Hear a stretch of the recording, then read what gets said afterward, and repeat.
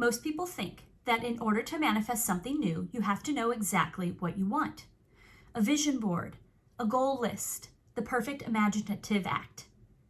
But I will tell you that my greatest manifestation had none of those things. I had multiple life-changing manifestations born out of the single desire that was simply, I cannot do this anymore. I had no vision. I had no plan. I had no clue what I really wanted. All I had were the guts to follow my intuition and close the door on the life I could no longer bear. And that one moment of scary surrender, it changed everything in my life for the better. If you are desperate for something in your life to change, for circumstances to get easier, if you feel unable to imagine exactly what you want because you can't picture a way out of your current reality, then this video is for you. Hi, my name is Allison, and I am here to help you create the life you desire to experience. And today I want to show you how everything can change without knowing what that looks like. Now, I'm going to start off with my story, not to brag or be some grand example of my power as a manifester, but because I hope it sparks something in you to feel what's possible. I tell you my story as a means to assist you in activating your own vibration for change, to create your own manifestation energy. So my story is not uncommon. I was in a career that I hated, that I loathed. I had been working retail since I was 17. And after 15 years, I was totally over it. I felt so completely trapped. I felt like I had no transferable skills. Now, I was respected. I was good at it.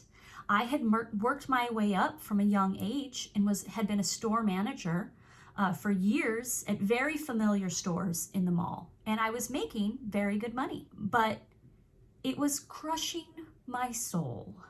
I hated it with every passing day. I used to cry on the bus to work. I felt so trapped. I could not imagine what else I could possibly do. And I don't want to get into the reasons of why it ended up in this way, because we all have our triggers.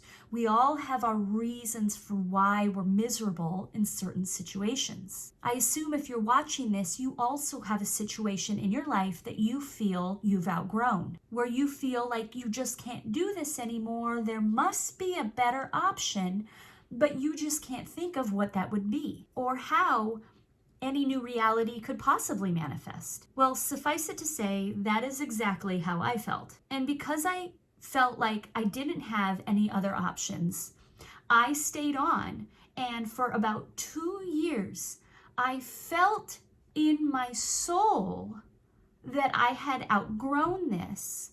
And I felt the conflict in my body of continuing to do something that I knew I hated. I could feel the split in me, and it was my head keeping the job, and it was my soul begging me to move on.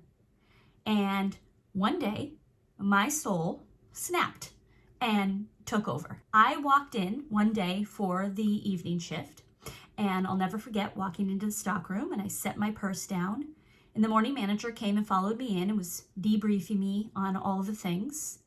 And I just had a kind of out-of-body snap moment.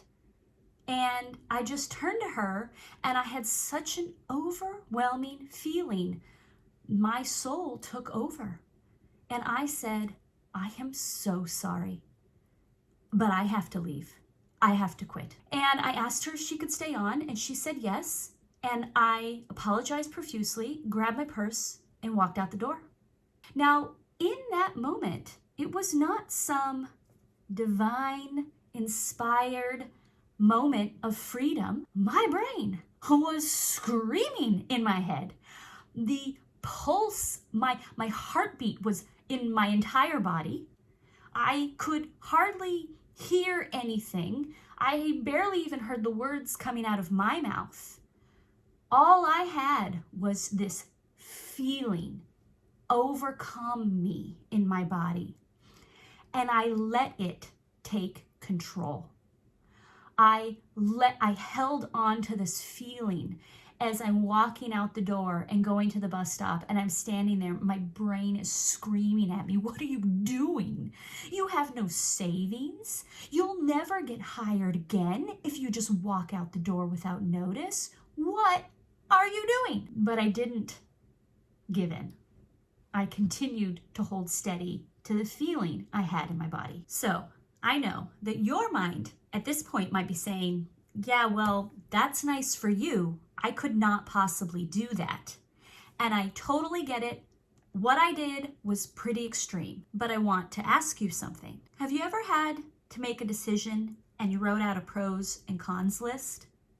And even after weighing the pros and cons, you still couldn't make a decision? Even when we logically can look at the whole picture, the uneasiness never really goes away, does it? Because it's almost never about finding answers through clarity. The uneasiness in making a decision is the fear that no matter what you decide, it will be the wrong decision and that somehow you'll be worse off. It's the belief that there's only one right way to be happy, and if you get it wrong, you will lose. Our egoic thinking mind operates in a zero-sum game. Quit your job, you'll end up in poverty. Keep your job, stay safe. But manifestation doesn't work like that. The soul doesn't play by the ego's rules. When you're working with the energy of the universe, there isn't one path, one answer, one solution. There are infinite ways your life can bloom. From the ashes of a fire comes a wealth of nutrients for plants to thrive. From the pressures of rocks come beautiful diamonds. There is never one certain outcome to any one decision. So now, the next morning, my boss called and he was very upset, understandably so, and he was quite angry. But also, I had walked out 1 week before Black Friday, the day after Thanksgiving, which is the most important day in all of retail. And so he was also begging me to come back. For 1 week, please come back for 1 week to see us through this. Now, some people like to say that this is a test from the universe, but I do not believe in that. The universe is not some being passing judgment or measuring our worthiness. No, what this was 15 years of retail vibration that was still active. Just because I left doesn't mean this momentum stream evaporated. Have you ever watched one of those survivalist shows and they hunt an animal, and as they're dressing it, they, excuse the imagery, they pull out the heart and it's still beating? Well, that is what an active vibration does. It keeps beating. And then our job, our decision is to decide, I have these two vibrational streams, which one do I want to promote? And so I could feel in that moment, oh, my ego mind was like, yes, take 1 more week of pay. Hello? 40, 50 more hours? Yeah. But I could feel it in my body that I had shut the door yesterday, and I felt so secure and in alignment with that I knew it was not right to open it again. So again, I apologized profusely and said, I'm so sorry, but I cannot come back. And then I literally had to I'm sorry, this conversation has to end. And I had to hang up, and that was it. And this is what I want you to hear. I still had those anxious, fearful, overthinking, intrusive thoughts, full of doubt and negative thoughts, but I did not let them become my truth. I didn't obey them. I kept in my feeling. that what I was doing felt right. Do you think that part of the reason why you haven't let yourself close the door to one reality is because you give too much credit, emphasis, or importance to your thoughts? Because we can have doubt and anxiety. We can doubt the actions that we're taking. Are they the right ones? We can have those thoughts and still move forward. Our thoughts can swirl about, but they don't get to drive our bus if we don't let them. I hear all the time from people who say they have so many negative or intrusive thoughts when they're trying to hold an assumption and visualize their imaginative act. And the thing is that you don't need those thoughts to disappear to engage in the act of the imagination. You don't need to wait for those thoughts to disappear in order to move forward. The trick is just to stop allowing them to stop you. That's it. Let them be there. Just don't let them be more important than the feeling of alignment that you hold. Allow yourself to shut the door and have that old reality be behind you. Stop looking back there. You're not going that way. And it is through the act of continuing to look forward that will quiet and eventually disappear those intrusive thoughts. So now, hanging up that phone, that no, was the great shift. I spent the rest of the day in shock and trying to ignore, the black and white of reality. And then something happened. I woke up the next morning to an email from my bank. One of those, congratulations, you're pre-approved for up to $1,000 personal loan. Well, I called the bank, and within 10 minutes, I had $1,000 sitting in my bank account and no payment due for 3 months. Well, that was a weight off my shoulders.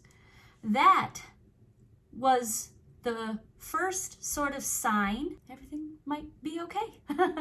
I might be able to persevere through this. And indeed, that was the first of many manifestations that would unfold. After enjoying the holidays and hanging out, I started to get serious about a job hunt, and a random friend knew of a gal who worked at the Irish Pastoral Center.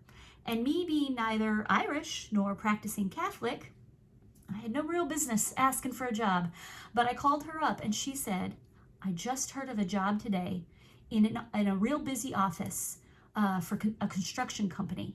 And sure, I could set up an interview. I'd never worked in an office before and I knew nothing about construction.